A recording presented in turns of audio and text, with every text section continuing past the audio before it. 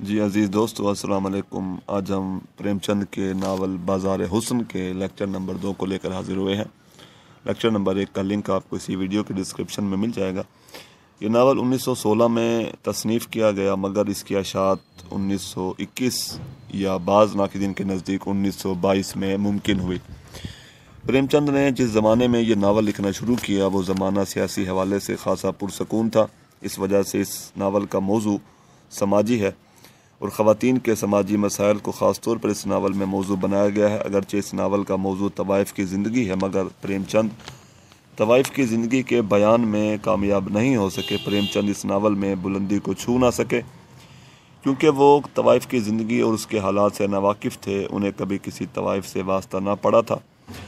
پریم چند نے ناول کی ہیروئن سمن کو اگرچہ طوائف کے کوٹھے پر بٹھا تو دیا، مگر وہ کسی بھی اعتبار سے طوائف دکھائی نہیں دیتی۔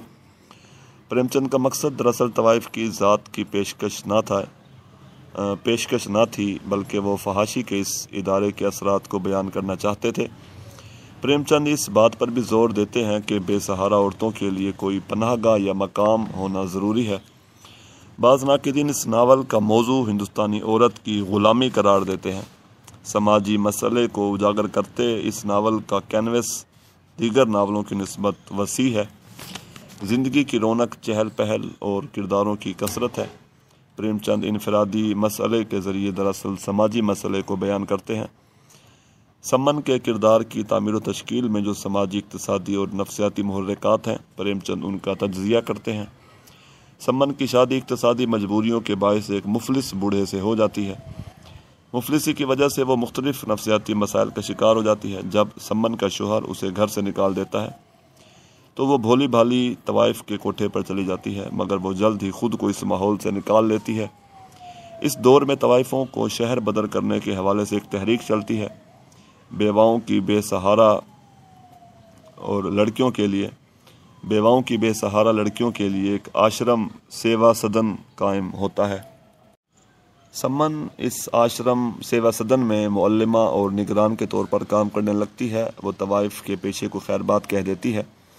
اس طرح پریم چند نے دراصل ایک انفرادی مسئلے کو بیان کر کے ایک بڑے سماجی مسئلے کا حل بھی بتا دیا کہ بے سہارا عورتوں کے لیے کوئی محفوظ مقام ہونا ضروری ہے۔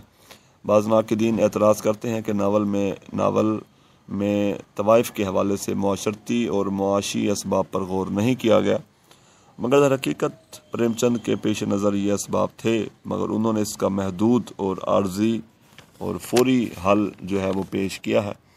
ڈاکٹر یوسف سرمست اپنی کتاب پریم چند کی ناول نگاری میں تحریر کرتے ہوئے لکھتے ہیں، اس اعتبار سے بازار حسن پہلا ناول ہے جس میں پریم چند نے معاشرتی خرابیوں کو ان کے وسیع سماجی، اخلاقی اور اقتصادی پس منظر میں دیکھا ہے، ان کے نفسیاتی پہلوؤں پر بھی غور کیا ہے اور پھر اپنے مشاہدے اور مطالعے کی روشنی میں ان کا حل دریافت کرنے کی کوشش کی ہے۔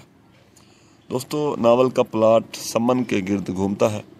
سارا پلاٹ دراصل سمن کی کہانی پر مشتمل ہے۔ سمن بازار حسن پہنچ کر بھی طوائف نہیں، وہ اس گھناؤنے پیشے سے نفرت کرتی ہے، جسم فروشی کے بجائے گیت گاتی ہے۔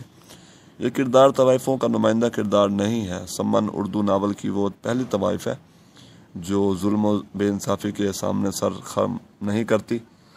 ناول کے دیگر کرداروں میں پدم سنگھ، بٹھل داس، سدن اور کرشن چندر ہیں۔ پدم سنگھ تعلیم یافتہ سماجی کارکن ہے۔ بٹھل داس مستقل مزاج، حوصلہ مند، بے باک قومی کارکن ہے۔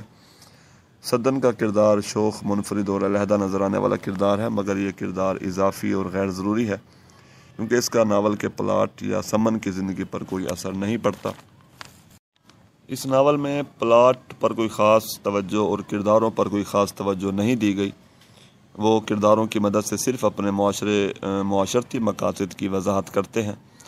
کردار نگاری کے حوالے سے یہ ناول کافی کمزور ہے۔ پریم چند نے ناول کے پلاٹ کو کافی پیچیدہ بنا دیا ہے۔ اس ناول کے چند کمزور پہلو بھی سامنے آتے ہیں۔ مثلاً پریم چند جلد از جلد سمن کو طوائف بنا کر پیش کرنا چاہتے ہیں اور سمن جیسی شریف لڑکی بھی فوراً اس بازار حسن میں بیٹھنے پر تیار ہو جاتی ہے۔ طوائفوں کا ایک عظیم الشان جلسہ کر کے اس میں اعلان کرنا کہ اب وہ ذلت، رسوائی، بے شرمی اور عیش کی زندگی کو چھوڑ کر شرافت کی زندگی کا آغاز کریں گی، یہ سارے حالات و واقعات کسی حد تک مصنوعی محسوس ہوتے ہیں۔ دراصل پریم چند کے سماجی مقاصد پر ان کی اخلاقیات کا بوجھ بہت زیادہ تھا۔ وہ کرداروں کی تعمیر و تشکیل پر زیادہ توجہ نہیں دیتے، ان کے کردار کھوکھلے محسوس ہوتے ہیں، کیونکہ وہ کردار نگاری سے زیادہ اپنے آدرش اور مقصد پر نظر رکھتے ہیں۔ پریم چند سے یہ امید تھی کہ وہ اس ناول بازار حسن کی تخلیق تک ایک ایسے سچے حقیقت نگار بن چکے ہوں گے اور زندگی کی سچی تصاویر دکھائیں گے، مگر انہوں نے اس ناول میں اخلاقیات کے بوجھ تلے دب کر کرداروں کو زندگی سے دور کر دیا ہے۔ غالباً وہ طوائف کی زندگی پر نہیں لکھنا چاہتے تھے، بلکہ فحاشی کے سماج پر اثرات اور اس سے بچاؤ کے حوالے سے بات کرنا چاہتے تھے۔ ناول کا پلاٹ تقریباً گٹھا ہوا اور متحد ہے۔ ناول کا مرکزی کردار ایک ہی خط مستقیم پر چلتا ہے اور تمام واقعات ہمیں ایک ہی لڑی میں پروئے ہوئے دکھائی دیتے ہیں۔ شکریہ۔